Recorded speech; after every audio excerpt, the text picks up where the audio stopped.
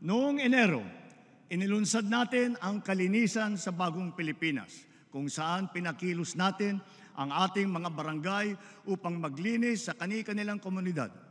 Sa 5 buwan lamang, mahigit 40,000 tonelada ng basura ang nakolekta ng mahigit 22,000 mga barangay sa buong bansa.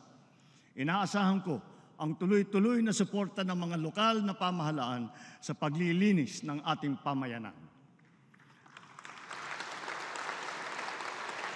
Bilang halimbawa rin dito sa Maynila, nagsimula na ang malawakang pagtutulungan upang bigyang buhay muli ang Ilog Pasig.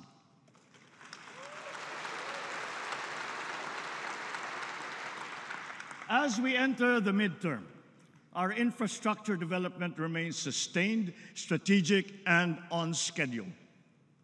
Aside from agriculture and disaster risk, our other vital sectors and pillars such as education, health, energy, low-cost housing, transport, information technology, they all stand to benefit from our aggressive infrastructure development as befitting our upper middle income economic target.